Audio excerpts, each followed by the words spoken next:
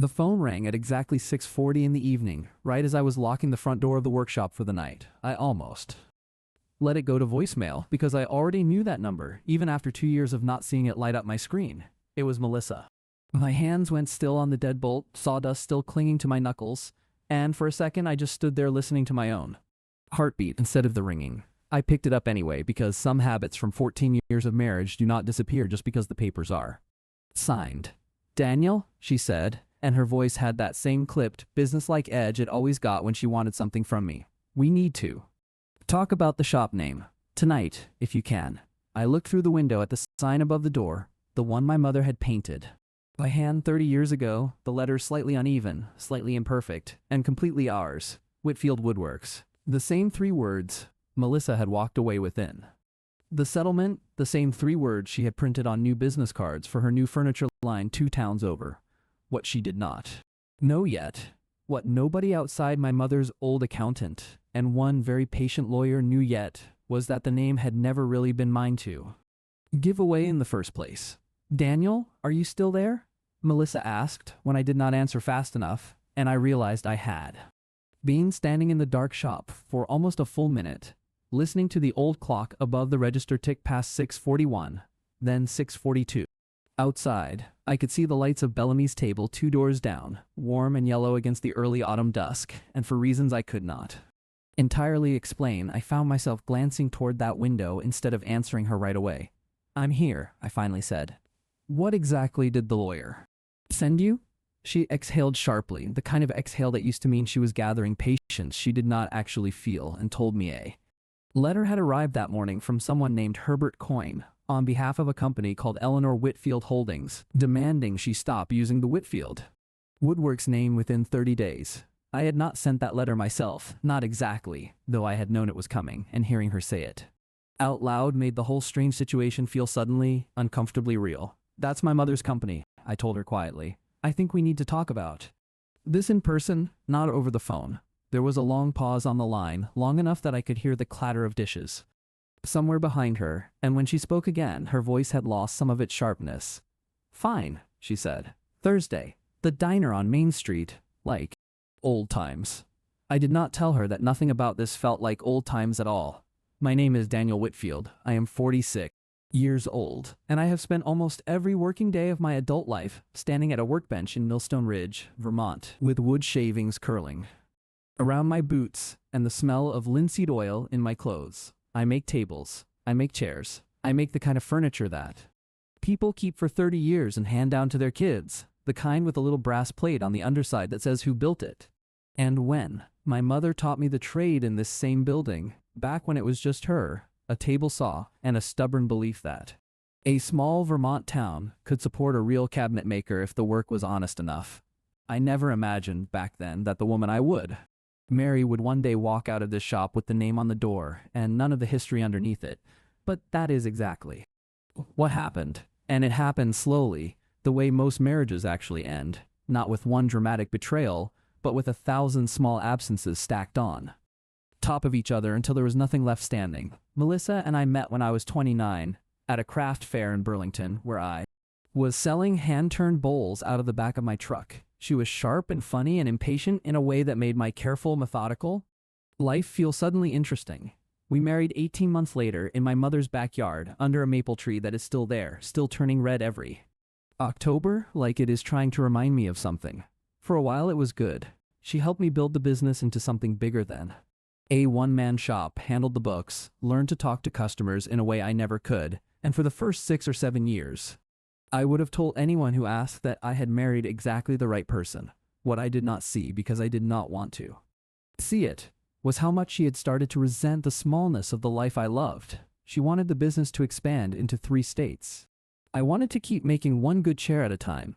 She wanted dinner parties with people who mattered. I wanted grilled cheese and tomato soup on a Tuesday night with the radio on low and nowhere else to be. I still remember the night I proposed to Melissa on a bridge overlooking the Winooski River in early November when our breath showed in the cold air and she kept telling me to hurry up because her fingers were freezing inside her mittens. I had rehearsed a whole speech about building a life together, but when the moment actually arrived, all I managed to say was, "I don't know how to do this without you anymore," which made her laugh so hard she nearly dropped the ring box. trying to open it herself. We got married the following June under my mother's maple tree, and Melissa wore her grandmother's dress, altered slightly at the waist, and cried through most of the ceremony in a way that surprised everyone who knew her as the sharp, composed woman she usually presented to the world. For the first several years, we built a genuinely good life together. She learned to love the particular quiet of small-town Vermont. Or at least she convinced both of us that she had, and I learned to trust someone else with the parts of the business I had always managed alone. We had a good rhythm once. Sunday pancakes at the diner on Main Street. Evening walks along the river where I had proposed. A running joke about who actually owned the good side of the bed. It is important to me, even now, to remember that the marriage was not a mistake from the very beginning. It was a real thing that slowly, quietly, stopped being able to hold both of us the way we needed it to. Somewhere in there, without either of us naming it out loud, we became two people quietly disappointed in the same house. I remember another evening, closer to the actual end, when Melissa came home and found me repairing an old rocking chair someone's grandmother had dropped off.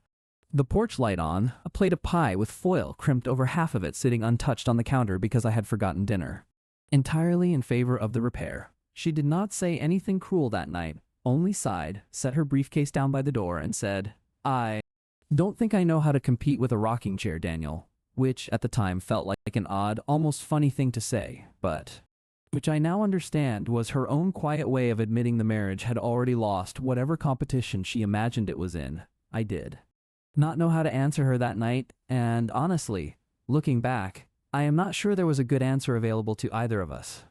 By that point, I remember one specific evening, maybe 2 years before the end, when Melissa came home late from a meeting in Hartford and found me at the kitchen table with a plate of grilled cheese and tomato soup, the radio playing low, exactly the kind of evening I loved most. She stood in the doorway in her work clothes, looking at the scene like it belonged to someone else's life, and said, almost gently, "Don't you ever want more than this, Daniel? Doesn't this feel small to you?" I told her honestly that it did not, that this was the whole point, that I had built a life specifically so it could feel this quiet and this good, and I remember the way her face fell.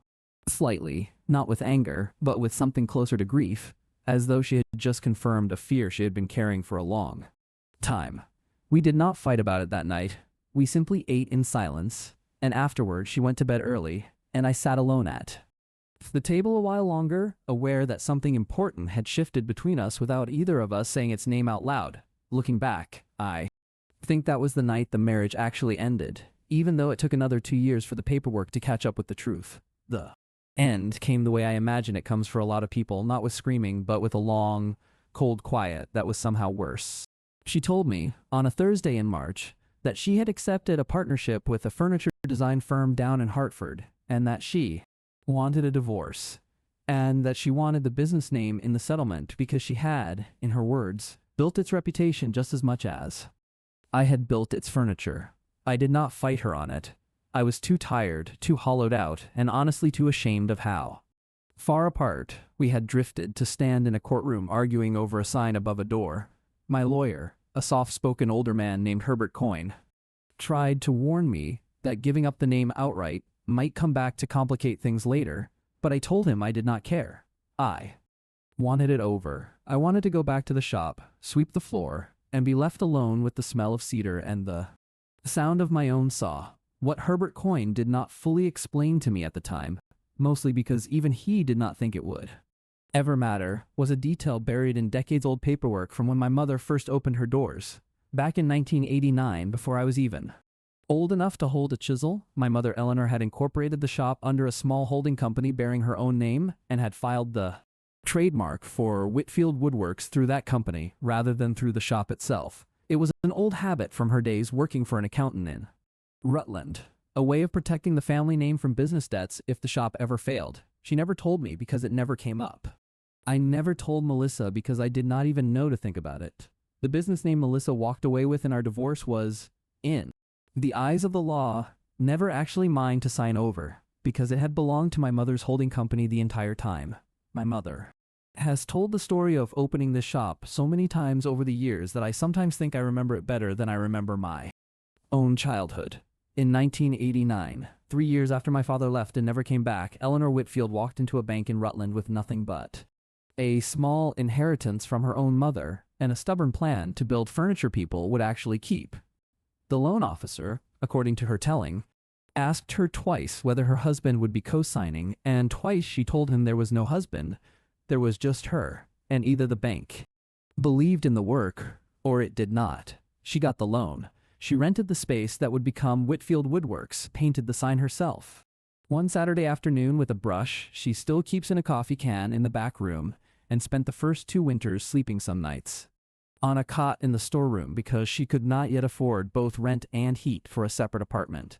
She built that holding company, Eleanor Whitfield Holdings, on the advice of an accountant who told her a single woman running a business alone needed every legal protection she could get.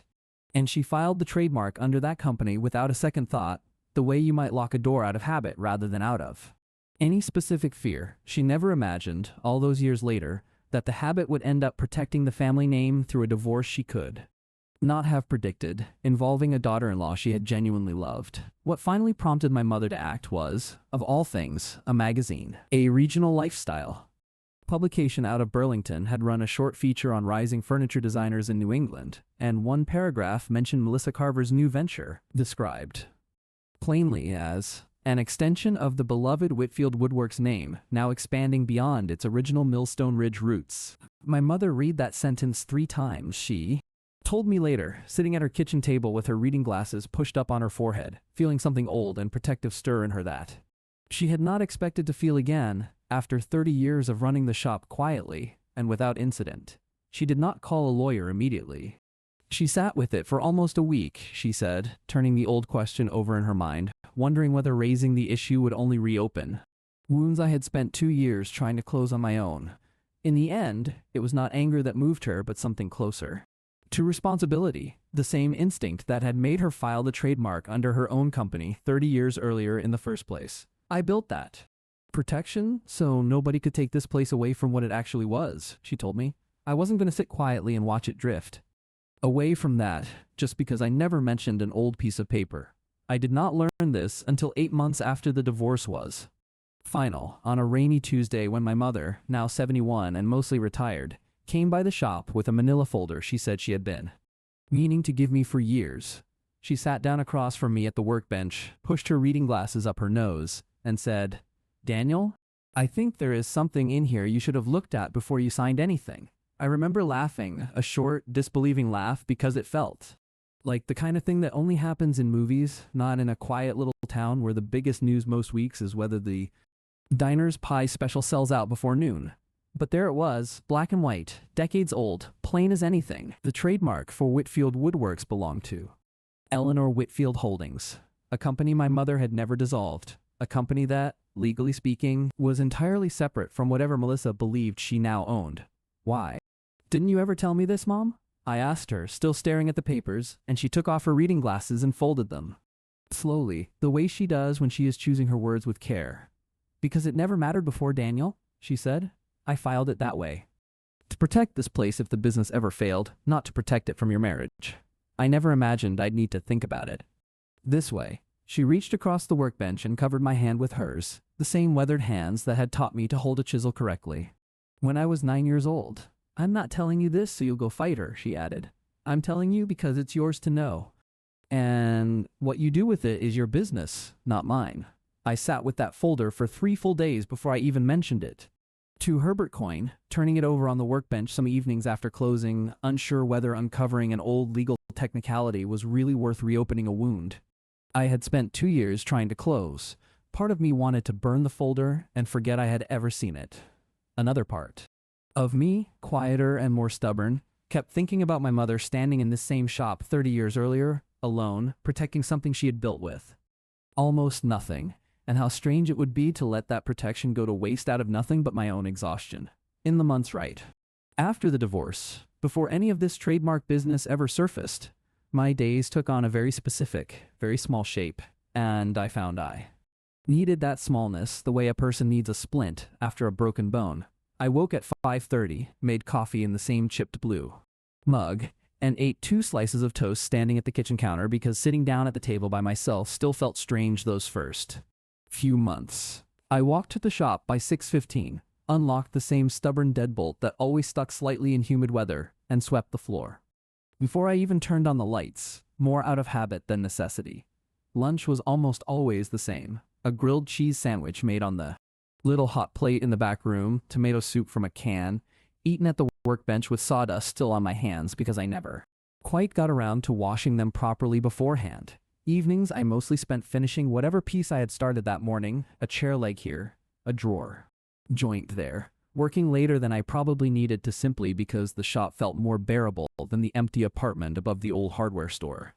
On Sundays, without fail, I drove out to my mother's house for dinner, usually pot roast or her stubborn attempt at a new soup recipe she had clipped from a magazine, and she never once asked me directly how I was doing, understanding somehow that the asking itself would have undone whatever fragile progress I had made that week. It was a small life, deliberately small, and it was exactly what I needed until slowly, without my quite noticing the shift, it started to feel less like hiding and more like healing. For a long time, I did nothing with that information. I was not interested in punishing anyone. I had spent 2 years slowly building myself back into a person I recognized, one quiet morning at a time, and the last thing I wanted was to drag myself back into a fight I had already walked away from once. I kept working.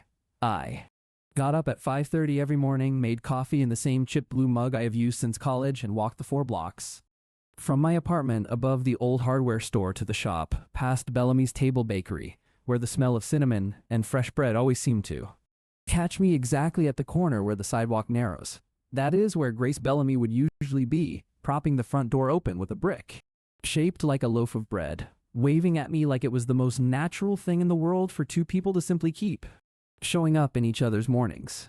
Grace is 43, quiet in a way that people sometimes mistake for shyness until they realize it is actually just calm.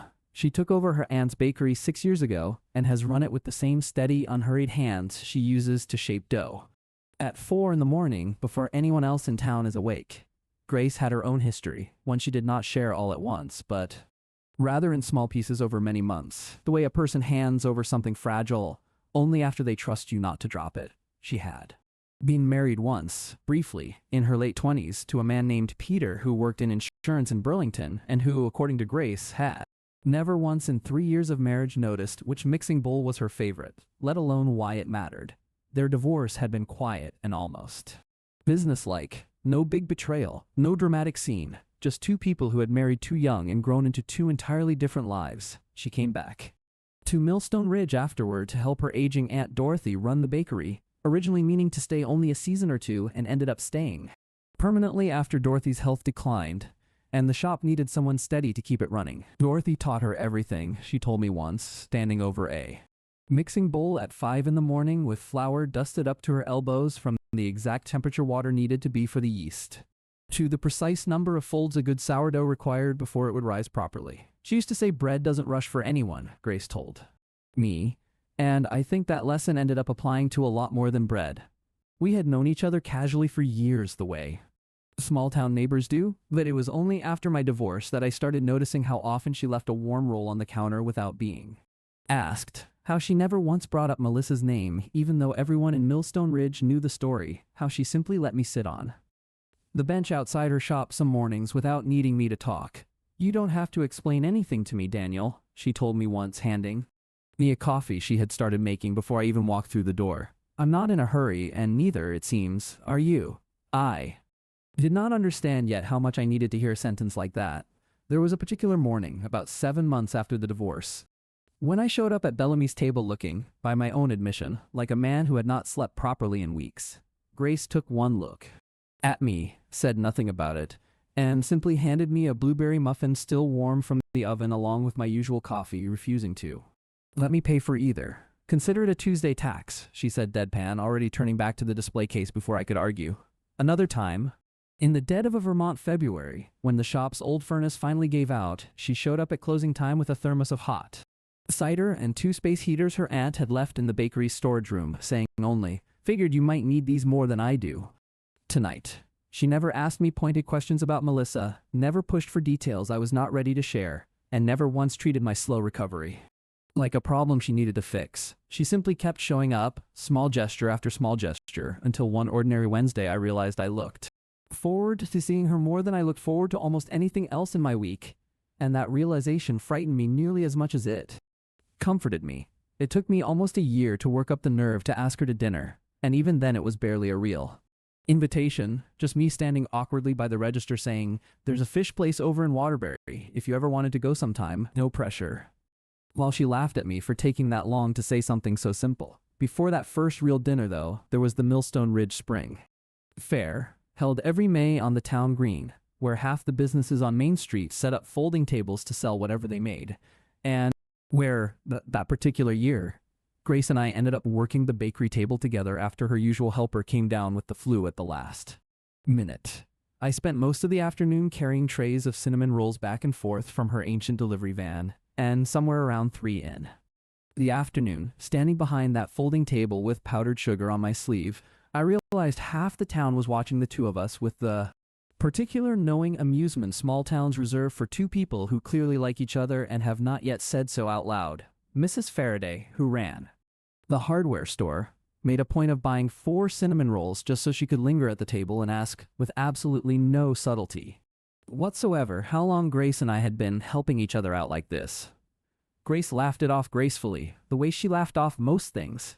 But I noticed she did not correct anyone who assumed there was more between us than there technically was yet, and I found I did not want her to correct them either. By the end of that fair, walking her van back to the bakery in the fading evening light, I finally worked up the nerve to ask if she would maybe want to get dinner sometime properly, just the two of us, no flu-stricken helper or cinnamon roll trays involved. Our first real date was nothing like the restaurants Melissa used to favor, the ones with cloth napkins and wine lists longer than my arm. Grace ordered fried clams and a root beer float, wore a soft green sweater with a small hole near the cuff that she did not bother hiding, and told me stories about her aunt teaching her to bake bread as a little girl, patient and detailed, the way someone talks when they actually want you to picture it. At one point, catching me staring a little too long at the small hole near her cuff, she held it up and said, unbothered, "I could mend it, but honestly, I like being reminded I'm a person who bakes bread for a living and not a magazine photograph." Melissa would have hated this sweater, I bet. I told her honestly that Melissa probably would have, and that I had spent years slowly learning to stop apologizing for liking plain, unglamorous things, and that sitting across from someone who genuinely preferred fried clams to a wine list felt like being handed permission to exhale for the first time in longer than I could remember. She laughed, not unkindly, and said, "Good. Exhaling is underrated, Daniel. Most people around here forget that's allowed." I remember thinking, somewhere between the clams and the float, that I had not felt this unguarded around another person in more years than I wanted to count. Melissa's phone call that Tuesday evening was the first time she had spoken to me directly since the divorce was finalized. Everything before that had gone through lawyers, brief and formal, the kind of correspondence that feels more like paperwork than conversation. But something had clearly rattled her enough to call herself, and I had a feeling I knew exactly what it was. Herbert Coyne had, a week earlier, sent a polite but firm letter to Melissa's new business partners, informing them that Eleanor Whitfield Holdings held the registered trademark for Whitfield Woodworks and would be enforcing its rights. I had not asked him to send anything aggressive. I had only asked him to protect my mother's original company quietly, without fanfare, mostly because Eleanor had asked me to look into it after learning Melissa planned to open a second storefront using the exact same name 3 towns over. "You don't understand what this could cost me," Melissa said on the phone, her voice tight in a way I had heard maybe twice in 14 years of marriage. "My investors are already asking questions. Can you please just tell your mother's lawyer to back off?"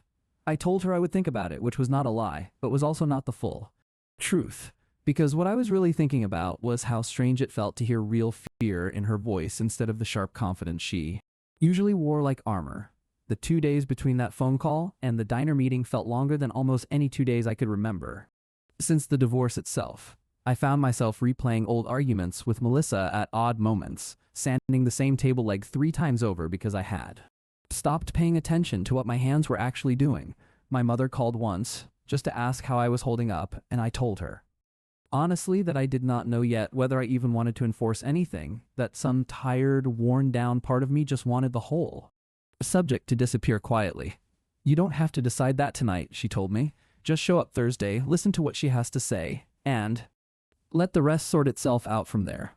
Grace, for her part, never once pushed me to talk about it more than I wanted to, though she did leave an extra cinnamon roll on the counter Wednesday morning with a small note tucked underneath that simply read, Whatever happens tomorrow, you're allowed to be exactly as tired as you feel. I kept that note folded in my shirt pocket the entire walk to the diner on Thursday afternoon, and I am not embarrassed to admit it steadied me more than anything else could have. We agreed to meet in person 2 days later, at the diner on Main Street, the same diner where she and I used to eat pancakes on Sunday mornings when we were still newlyweds. And everything felt uncomplicated. I told Grace about the call that same night, sitting on the bench outside the bakery after closing, the streetlights just starting to flicker on above us. "Are you going to fight her on it?" Grace asked, and I remember how carefully neutral her voice stayed. No jealousy in it, no satisfaction either. Just an honest question from someone who genuinely wanted to understand what I was feeling rather than tell me what to feel. "I don't know yet," I told her. "Part of me just wants it to be over. Part of me thinks maybe it never really was mine to give away, and maybe that matters." The diner meeting on Thursday did not go the way either of us expected. Melissa arrived first, in a sharp navy blazer that looked out of place against the diner's cracked vinyl booths, and she had brought someone with her, a woman named Renata, who turned out to be one of her new investors. I learned later that Renata Alvarez ran a small investment group out of Hartford specializing in regional craft businesses and had put real money behind Melissa's furniture line specifically because the Whitfield name already carried 2 decades of local trust that would have taken years and a small fortune to build from scratch under any other label. Renata had apparently flown up from a conference in Boston that same morning specifically to attend this meeting after hearing secondhand about the cease and desist letter, unwilling to let a legal question of this size get resolved without her presence at the table. She struck me immediately as a careful, watchful sort of person, the kind who says very little until she has heard enough to say something worth saying. And I remember thinking, even before she spoke a single word, that her presence was going to change the entire shape of this conversation. I had not expected an audience, and judging by the tightness in Melissa's jaw, I do not think she had planned on one either, but Renata had apparently insisted on coming along to see the situation for herself. Grace was there too.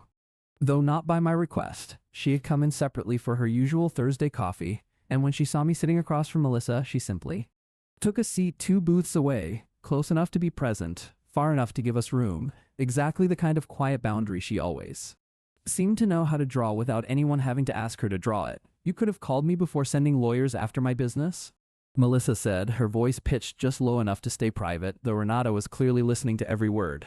"I built that name into something. I made it mean something beyond your little workshop." I felt the old defensive heat rise in my chest, the same heat that used to end our arguments in silence rather than resolution, but I made myself breathe through it instead.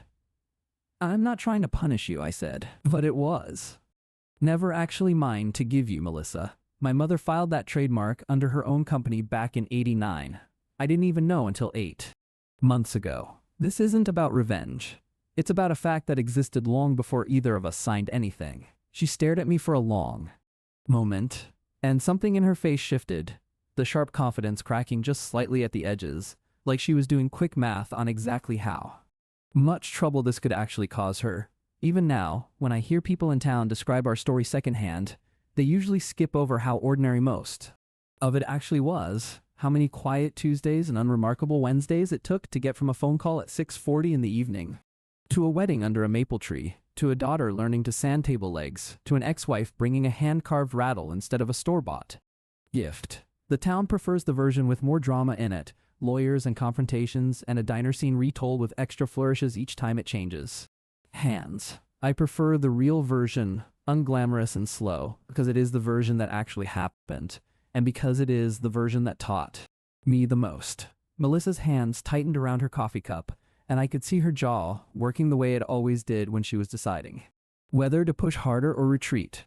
"You always did this," she said quietly, though there was less venom in it than there might have been years ago. "You let things happen to you instead of fighting for anything. I used to think it made you gentle. Now I wonder if it just made you tired." I did not rise to the bait the way I might have during our marriage. Instead, I thought about my mother's hands, folding her reading glasses, and about Grace's steady, unhurried mornings, and I said simply, "Maybe both of those are true, Melissa, but I'm not the one who brought a lawyer to a divorce settlement, or the one who used a shared history to build a solo brand 3 towns over without checking the paperwork first. I'm tired, sure. I'm also careful. Those aren't the same thing." She opened her mouth to respond, then closed it again. Glancing briefly toward the window where the evening traffic moved slowly down Main Street, past the same diner windows we used to sit behind as newlyweds, back when neither of us could have imagined ending up on opposite sides of a business dispute involving my mother's decades-old paperwork. That was when Renata, who had been quiet until then, leaned forward and said something that surprised all three of us. Melissa told me this was a simple divorce settlement dispute, she said, looking between us. She didn't mention there was a decades-old trademark question. I need to understand exactly what we're dealing with before. This firm invests another dollar in a brand we may not legally be able to use. Melissa's face went pale, and for the first time since she had walked into the diner, she looked less like a woman defending her empire and more like a person who had built something on ground she never fully checked. I did not enjoy watching that happen, and I want to be honest about that, because there was a part of my younger self, the part still nursing old wounds, that expected to feel some quiet satisfaction. Instead, I mostly just felt tired, and a little sad. The way you feel watching someone you once loved make things harder for themselves. I'm not interested in walking away from a good product line, Renata added, before excusing herself, looking directly at Melissa rather than at me. But I am interested in knowing exactly what we're standing on before I hand over another check. If there's a licensing conversation to be had here instead of a lawsuit, I'd much rather have that conversation now, calmly, than read about it in a courtroom filing 6 months from now. Melissa nodded slowly, some of the color returning to her face now that a path forward, however uncomfortable, had actually been named out loud. I can work with licensing, she said quietly, mostly to Renata, though her eyes flicked toward me again. I'd rather pay a fair fee than lose the name outright. I built real relationships on that name, whatever else is true about how it started. I told her I would talk to my mother, and that I genuinely thought a licensing arrangement was fair, given how much work Melissa had clearly put into growing the brand these past 2 years. Work that even Herbert Coyne had privately acknowledged was more substantial than a simple trademark dispute usually involved. Renata excused herself to take a phone call, leaving Melissa and me alone at the booth for the first time since our divorce was finalized. She looked down at her coffee, turning the cup slowly in her hands, and when she spoke again, her voice had lost its earlier edge entirely. I didn't know about the holding company, she said quietly. I really didn't. I thought I earned that name fair and square. I told her I believed her because I did, and I told her that none of this had ever been my idea of a strategy, that I had only asked Herbert to protect my mother's original company rather than to hurt her business specifically. Your mother must be furious with me, Melissa said, and I could hear something almost like shame creeping into her voice, an emotion I had rarely heard from her in 14 years of marriage. She's not furious, I said. She's just tired of watching people fight over something she built with her own hands 30 years before either of us showed up. Melissa later told me, months after everything had settled, that the morning she received Herbert Coyne's letter had been one of the worst mornings of her professional life. She had been sitting in her new office in Hartford, a bright, glass-walled space she was still not entirely used to, reviewing fabric samples for an upcoming showroom launch, when her assistant handed her the envelope with a look that told her before she even opened it that something was wrong. She read the letter twice, she said, standing perfectly still by the window before finally sitting down and calling me directly instead of routing everything through her own lawyer first, which she admitted later was probably not the wisest business decision, but which felt, in that panic moment, like the only honest thing left to do. I think some old part of me still trusted you more than I trusted anyone else in that building, she told me, months afterward, in a tone that carried none of her old sharpness. Even after everything, calling you directly still felt safer than calling a stranger. 2 booths away, Grace sat quietly with her coffee, not pretending not to listen, but not inserting herself either, until Melissa, perhaps out of some old competitive instinct, glanced over and said loudly enough for Grace to hear, I suppose this is the new girlfriend everyone in town keeps mentioning, the baker. There was an edge to it, a small cruelty dressed up as observation, the kind of comment designed to make someone feel smaller than a storefront and a rolling pin. Grace looked up, unhurried, and said simply, I run Bellamy's table, yes. And I think it's kind, actually, that Daniel didn't try to use any of this to hurt your business on purpose. Most people in his position would have enjoyed it a little more than he has. The words were plain, almost gentle, but they landed with more weight than anything sharp could have, because they were true, and because everyone at that table, including Melissa, seemed to feel exactly how true they were.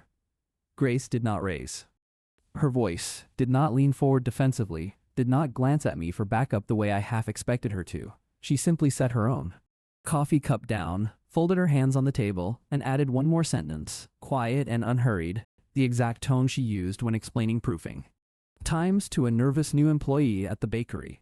"For what it's worth," she said, "I don't think you're a bad person, Melissa. I think you're someone who built something impressive out of real pain, and maybe forgot along the way that the pain wasn't actually Daniel's fault, or at least not his fault alone. It's easier to be angry at a person than at a marriage that just didn't fit anymore. I understand that better than you might think." There was no triumph in her voice, no quiet victory lap dressed up as compassion. It was simply true, delivered the way Grace delivered most true things, without decoration, without needing credit for saying it. I watched something in Melissa's shoulders loosen slightly, the practiced posture of a woman defending territory softening into something more tired and more honest, and I understood, watching it happen, why I had fallen so completely for this particular kind of steadiness over the past 2 years. Melissa did not respond right away. She looked at Grace for a long moment, then at me, then down at the coffee cup in her hands again, and when she finally spoke, her voice had gone soft in a way I had not heard from her in years. "You're right," she said mostly to Grace, though her eyes flicked briefly to me. "I think I've been so angry about losing everything that felt like mine. I forgot Daniel never actually took anything from me. I did that myself, a long time before any lawyer got involved." It was not an apology, not exactly, but it was close enough to one that the diner suddenly felt very quiet around us. The clatter of plates and the radio behind the counter fading into the background the way it does when something true finally gets said out loud. After years of being avoided, walking back to the shop after the diner meeting ended, I felt strangely light, the way you feel after finally setting down something heavy you had been carrying so long you forgot it had weight at all. Grace walked beside me in silence for the first few blocks, and when we finally reached the corner where the sidewalk narrows outside her bakery, she stopped and asked, gently, whether I was doing all right. "I think so," I told her. "It's strange. I thought I'd feel like I won something back there. Mostly I just feel like something finally got said out loud that needed saying for 2 years. She nodded, understanding immediately, the way she always seemed to understand things without needing them. Fully explained. "That's usually how the real endings work," she said. "Not fireworks, just something true finally landing where it was always supposed to land."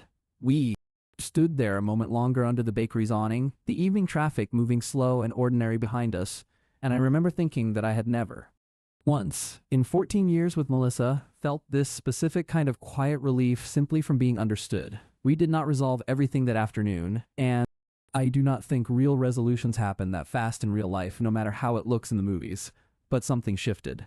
Melissa agreed, without any further argument, to rename her new storefront, and even asked, almost sheepishly, whether my mother would consider licensing the Whitfield name to her for a modest fee, given how much genuine work she had put into building its reputation over the past 2 years. I told her I would ask, and I did, and my mother, ever practical, agreed on the condition that Melissa's furniture actually meet the quality standards the name had always stood for. It was not forgiveness wrapped in a bow. It was something quieter and more useful than that, an agreement between two people who had once shared a life, learning how to share a little bit of history without pretending the rest of it had not happened. Word travels fast in a town the size of Millstone Ridge, and by the following Monday, half the regulars at Bellamy's table already had some version of the story, most of them wildly exaggerated, involving lawyers shouting and Melissa storming out in tears, none of which had actually happened. Grace found the whole thing quietly funny, though she never once corrected the gossip out loud, mostly because she said it was not really anyone else's business how the evening had actually gone. My mother, for her part, seemed almost amused by the sudden attention, telling anyone who asked that she had simply protected what was hers 30 years before it became interesting to anyone else. "People forget," she told me one evening, sweeping sawdust into a neat pile near the back door, "that most of what matters in this life gets decided quietly, long before anyone else is paying attention. The interesting part just happens to catch up later." Renata eventually became something of an unlikely ally in all of this, staying in touch with my mother long after the licensing papers were signed, occasionally sending small orders from her own family's cabin up near Stowe whenever they needed a repaired chair or a custom bench built for a growing family. She told my mother once, over the phone, that watching the entire dispute resolve itself with cake and a handshake instead of a courtroom had genuinely changed how she thought about investing in family businesses going forward, that she now looked specifically for companies with the kind of quiet, decades-old care behind them that ours clearly had. My mother found that observation both flattering and slightly funny, telling me afterward that she had never once, in 36 years of running this shop, thought of herself as a case study in anything, let alone in how investors should evaluate small businesses in rural New England. Herbert Coyne had been my mother's lawyer since before I was born, a soft-spoken man in his late 60s who still kept his office in the same converted farmhouse outside town, with a golden retriever named Biscuit who greeted every client at the door, regardless of what kind of paperwork they had come to sign. He had handled my divorce with the same gentle, unhurried thoroughness he handled everything, and when my mother first brought him the old manila folder, he had spent 2 full weeks quietly verifying the original filing before ever mentioning a word of it to Melissa's side, insisting he did not want to raise an alarm over something that might turn out to be nothing. "I'm not in the business of starting fights, Daniel," he told me, scratching Biscuit's ears while we went over the paperwork one afternoon. "I'm in the business of making sure the truth is on record before anyone gets hurt by not knowing it." That approach, careful and deliberate rather than aggressive, was exactly why the letter he eventually sent to Melissa's investors had been so measured, stating the facts plainly without a single word of threat or accusation, which was, I think, part of why Renata had reacted with genuine curiosity rather than alarm when she finally heard the details herself. Herbert Coyne, ever the careful lawyer, drew up the licensing agreement over the following 2 weeks, and I remember signing my portion of it at the same workbench where I had first seen the old manila folder, feeling less like I was closing a chapter and more like I was finally, properly turning the page on one. Biscuit, the golden retriever, incidentally, is still very much alive and still greets every client at Herbert Coyne's converted farmhouse office with the same enthusiastic, undiscerning affection, regardless of whether they have come to sign a simple will or untangle a decades-old trademark dispute involving 2 furniture makers who once shared a life together. Herbert jokes that Biscuit has personally witnessed more of Millstone Ridge's quiet family dramas than anyone else in town, human or otherwise, simply by being present, tail wagging, while people signed away or reclaimed things that mattered most to them. That night, Grace and I sat on the front porch of the little house I had bought the year before, a small place with a sagging porch swing and a view of the green mountains turning purple as the sun went down. She had brought a thermos of coffee and half a loaf of the sourdough she had baked that morning, and we sat there for a long time without talking much at all, just listening to the crickets start up in the tall grass along the fence line. "Can I ask you something?" she finally said, "and you don't have to answer if it's too soon." I told her to ask anyway. "Are you scared of doing this again? Building something with someone? After everything with Melissa?" I thought about it honestly before answering because I did not want to give her a quick, comfortable answer just to make the moment easier. "Yes," I told her. "I'm scared every single day. But I've noticed something. I'm not scared of you, Grace. I'm scared of losing myself the way I did before. And somehow, being with you doesn't feel like losing myself. It feels like the opposite." She was quiet for a moment, turning her mug slowly in her hands the way she does when she is thinking carefully about what to say next. "I've been waiting a long time to hear someone say something like that," she finally admitted. "Not because I needed you to say it fast, but because I needed it to be true when you did. Can I tell you something I've never said out loud?" Grace continued, setting her mug down on the porch railing. "After my divorce from Peter, years before you ever noticed me at the bakery counter, I promised myself I wouldn't build my whole life around waiting for someone else to be ready. I kept that promise. For a long time, I built the bakery. I fixed up my aunt's old apartment above the shop. I made peace with maybe being alone. And mostly I was fine with that. But somewhere around your 3rd or 4th Tuesday sitting on that bench outside my window, not saying much, just being there, I started hoping, quietly, that maybe I hadn't finished waiting after all. I told her I was sorry it had taken me so long to notice what was right in front of me, and she shook her head, unbothered. "I wasn't waiting on you specifically, Daniel," she said. "I was just living my life, the way I always do, one morning at a time. You happened to walk into it at the right pace, that's all. Nobody has to rush towards something that's actually built to last." "Can I ask you one more thing?" I said after a while, feeling braver than I had felt and longer than I could remember. "Do you want children someday?" I never got to ask Melissa that question, honestly, not really, not until it was already too late to matter. Grace considered it seriously, the way she considered most things, turning her mug slowly in her hands before answering. I used to think that door had closed on me, she said. Peter never wanted kids, and by the time I left that marriage, I'd made a kind of peace with the idea that maybe it just wasn't going to happen for me. But sitting here right now, with you, I find myself hoping the door isn't as closed as I thought it was. I told her I felt exactly the same way. That some nights lately I had caught myself imagining a small voice in the kitchen of the little house I had just bought, imagining Grace's steady hands teaching someone else how to fold dough the way her Aunt Dorothy had taught her. It was not a promise, not yet, not that early in whatever we were building together, but it was an honest window into a future neither of us had quite dared to imagine out loud. Until that particular evening on the porch. We sat with that for a while, the crickets louder now that full dark had settled over the mountains.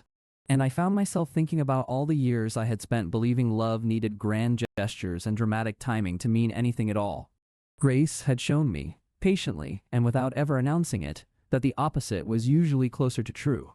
I reached over and took her hand, and neither of us said anything else for a while, and it struck me, sitting there in the cooling evening air, that this was the first time in years I had felt fully present in my own life instead of just enduring it one day at a time. There was no grand declaration that night, no proposal, no dramatic promise, just two people quietly deciding, without needing to say it out loud in so many words, that they were willing to keep showing up for each other one ordinary evening after another.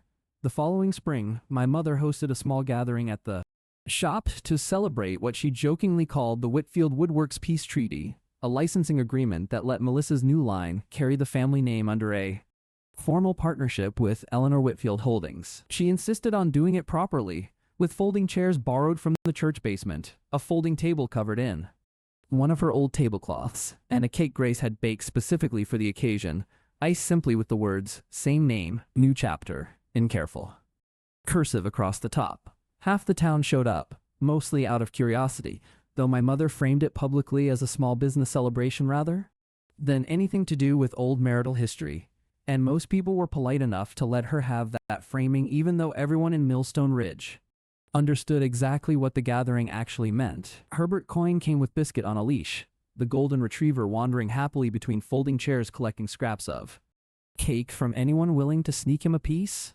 Renata drove up from Hartford specifically for the signing, telling my mother afterward that she had rarely seen a business dispute resolved with quite so much cake involved, which my mother took as the highest possible compliment. Melissa came, briefly, mostly to sign papers and shake my mother's hand, and I noticed she looked lighter somehow, less like a woman defending territory and more like someone who had finally put down a weight she had been carrying for longer than she probably realized.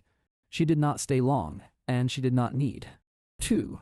Some relationships end not with reconciliation, but with a kind of mutual release, two people finally letting each other move forward without resentment weighing down every future conversation.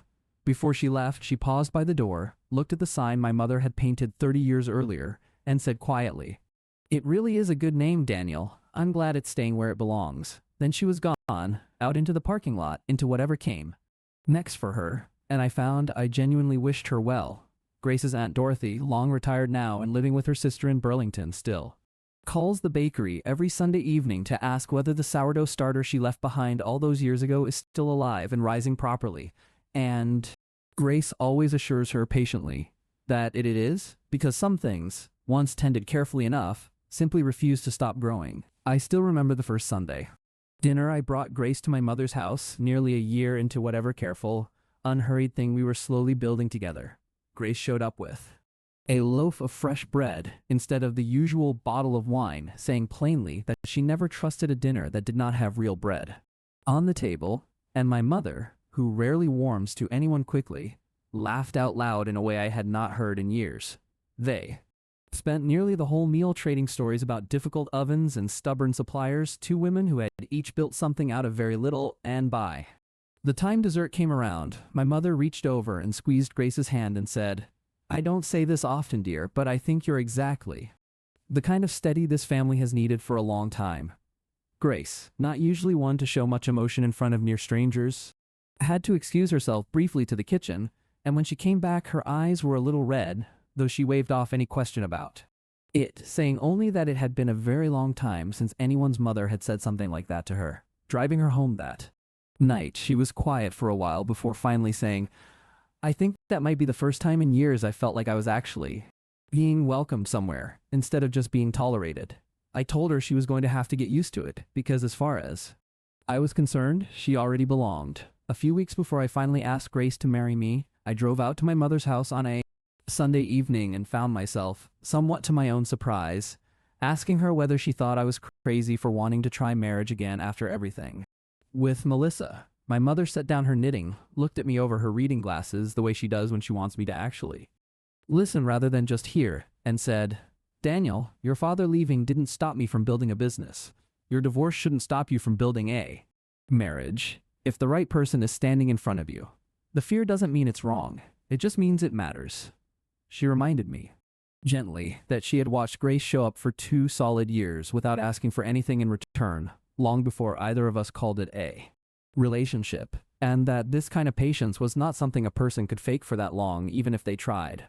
I painted that sign above the shop by hand because I wanted something imperfect but mine, she told me.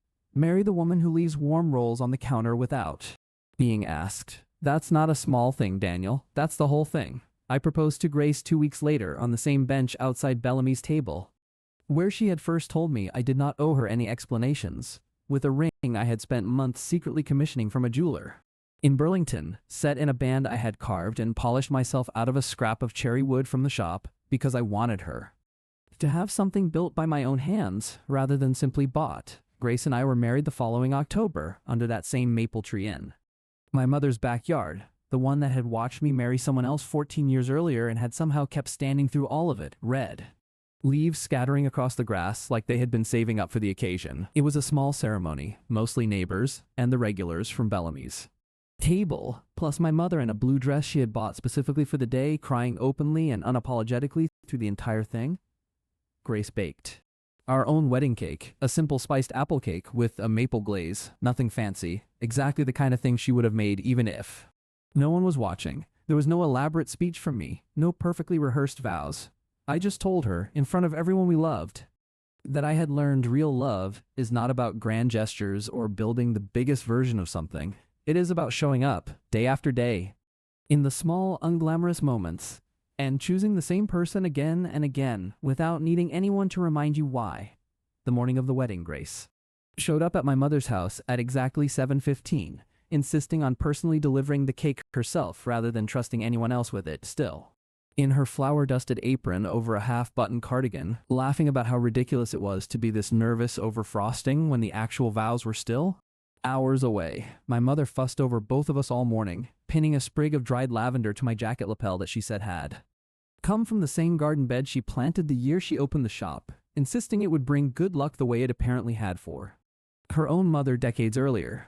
Grace wore a simple ivory dress with small buttons down the back that her aunt had once worn to her own wedding, taken in slightly at the shoulders, and when she walked out under the maple tree just after 4 in the afternoon, the light coming through the turning leaves in gold and red, I remember thinking that I had never in my life seen anything look more exactly right than that moment did. Herbert Coyne, of all people, officiated, having gotten ordained online specifically for the occasion after Grace joked that he had already handled enough of our paperwork to be qualified for anything at this point. Everyone laughed. Even my mother, who rarely laughs at anything for very long, laughed until she had to dab at her eyes with a paper napkin someone handed her from the dessert table. 3 years later, our daughter Iris was born.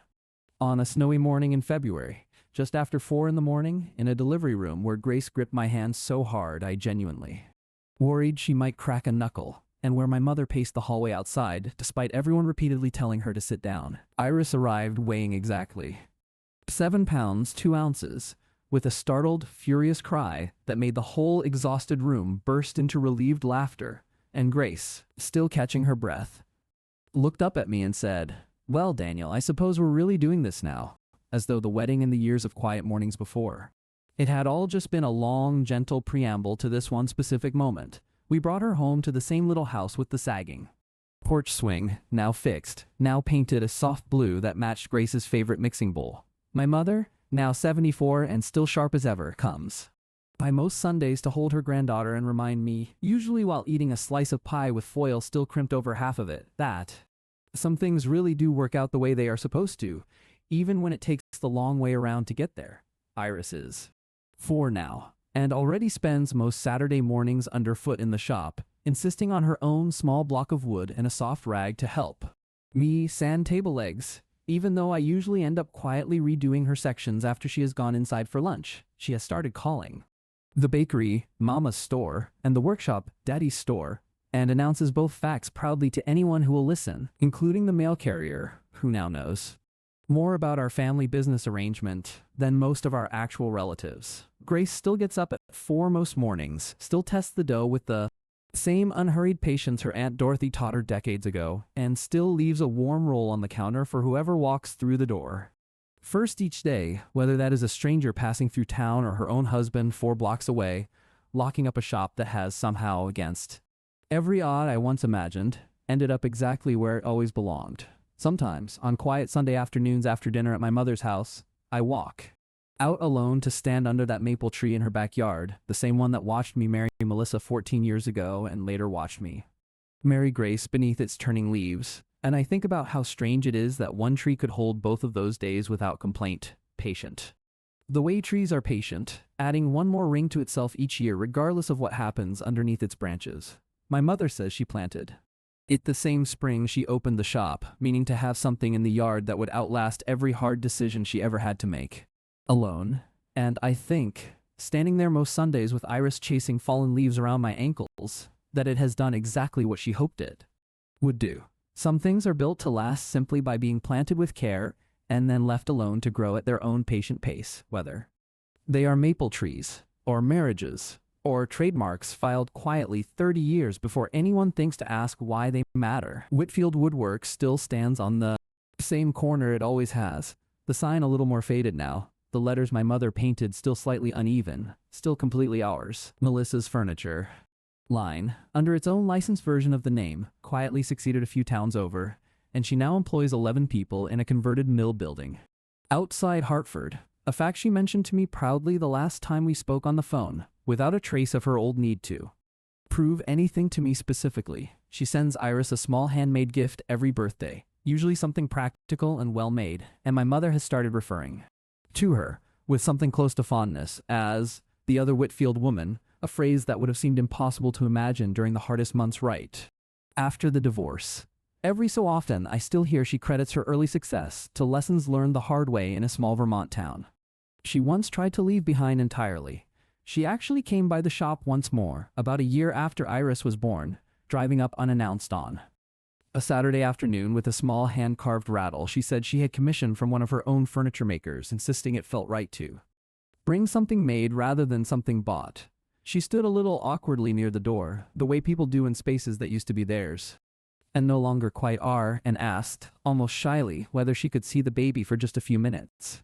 Grace, without a moment's hesitation, invited her in, put on a pot of coffee, and let the two of them sit together at the workbench while Iris grabbed clumsily at Melissa's offered finger. "She's beautiful, Daniel," Melissa said quietly, and there was nothing sharp or performative in it at all, just a plain, unguarded gladness that surprised me more than almost anything else that had happened since the divorce. Before she left, she paused at the door again, the way she had the day she signed the licensing papers, and told me that running her own line these past 2 years, without anyone else's name to lean on for confidence, had taught her more about herself than the entire 14 years of our marriage combined. "I'm not saying that to be dramatic," she added.